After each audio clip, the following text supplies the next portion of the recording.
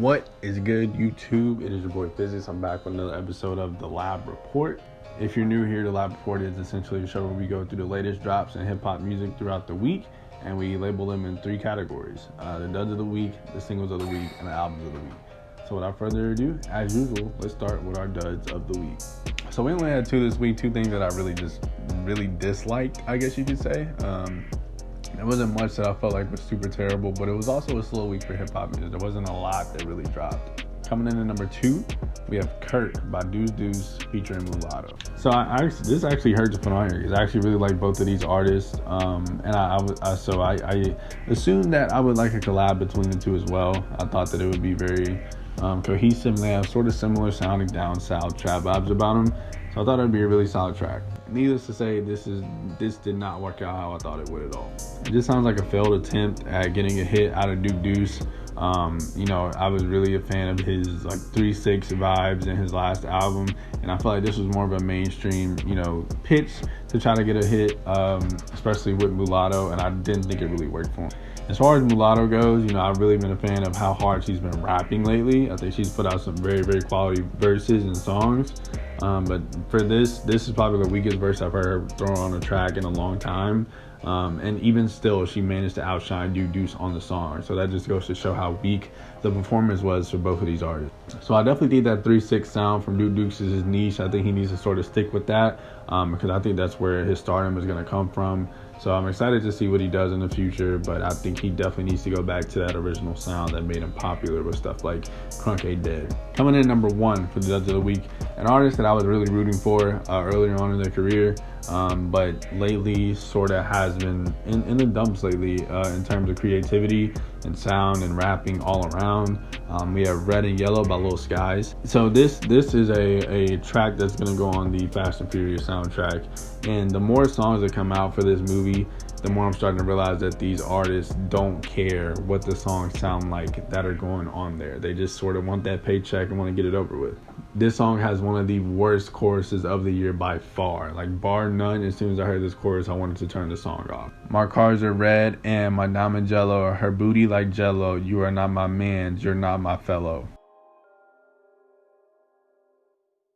It just genuinely sounds like Lil Skies does not care anymore. And I know he struggled with mental health issues in the past.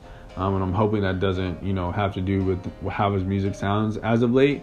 But he just genuinely hasn't sounded like he has a hunger anymore like he did with his debut album. So I think he needs to take a break. He needs to, find hobbies outside of music for a little bit and just sort of really find what made him, have that hunger and that drive earlier on in his career. So now getting into the good stuff, getting into our singles of the week. Like I said before, not a lot dropped this week, so we only have 2 singles actually. Coming in at number 2, we have The Adventures of Moon Man and Slim Shady with Kid Cudi and Eminem. This song is like living proof that my main criticism of Eminem is 100% facts. If you put Eminem on non-pop production with corny Skylar Grey hooks on it, Eminem can still go. And this is why I've always said that I wish that Eminem would work for producers that are more prominent in the hip-hop space.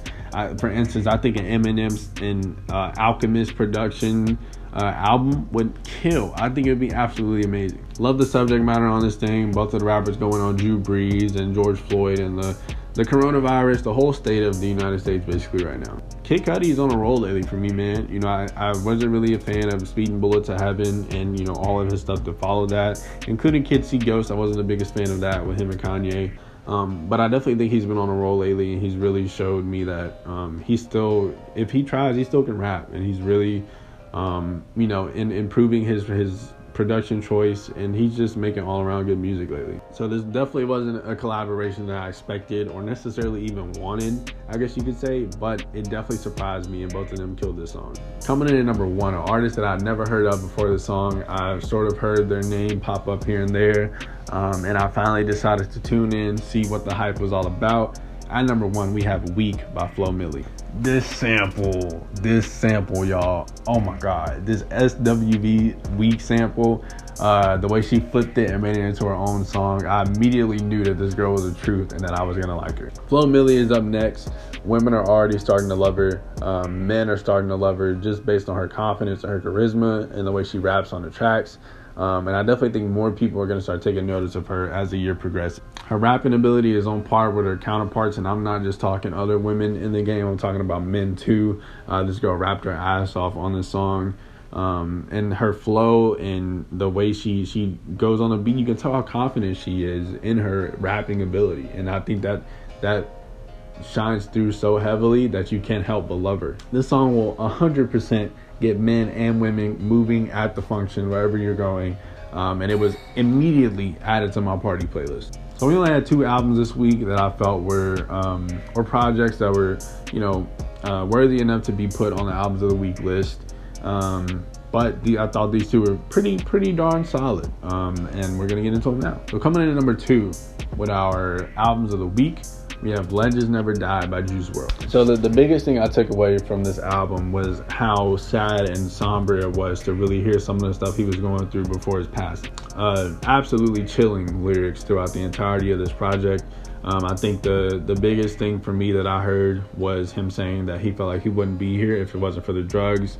Just the irony behind that statement and hearing that come out of his own mouth definitely sent chills when I first heard it. The album definitely started to sound a little bit samey towards the end, but obviously we can't put that on Juice WRLD. I had to put that on the label and the curators, maybe even the fans for demanding so much unfinished music. But it definitely started to sound samey a little bit all the way through, but even Juice WRLD's samey music still sounds pretty solid. Don't think this is the best album I've ever heard out of Juice WRLD, for sure.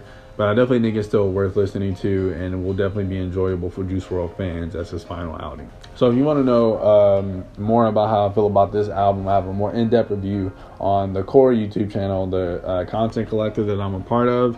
I'll link that down below. I'll link the link to the YouTube video so you can watch that review. I do a show over there called The Heat Check, where we take single albums and we can sort of go more in depth with it. And I give it its own personal review. So if you're interested in that, I'll leave a link down below. Coming in at number 1. All right, ladies and gents. So the number 1 album for this week was actually a Tory Lanez album. But if you've been keeping up with, the latest developments between him and Megan Thee Stallion, you'll know that Megan came out with her story. And it looks like a domestic violence case. And I'm not going to tolerate that on this channel. I'm personally choosing not to listen to or review any more of Tory Lanez's music on this channel, on any more Heat Check, any more Lab Report episodes. It's just not going to happen. So if you have a problem with that, I'm sorry, but that's just my choosing. Obviously, if more developments happen in the story later on, and we'll go ahead and give it a chance. But from where I stand right now, it definitely looks like he's in the wrong in this situation, and I'm just not going to review his stuff or give his music any kind of attention on his channel anymore. So, I appreciate you guys for understanding. Thank you for watching the episode anyway. We've been uploading a lot on the YouTube channel lately, and we're starting to go for the Phase 5 challenge. So make sure to support me on social media and the streams on YouTube more than ever, because we want to get this. We want to become Phase Physics. So I appreciate you guys watching. As usual, make sure to like, comment, subscribe. Let me know if I missed anything from this week. We're going to try to catch up on these episodes a little more, maybe put out multiple episodes a week so we catch up on the weeks a little bit. But we'll see. With school and everything going on, it's getting really, really busy. But I'm going to try my best just for y'all. So as usual, buy some merch. Follow me on all my socials. The links will be down below. Catch a stream. And as usual, we'll be back in the lab next week. Peace.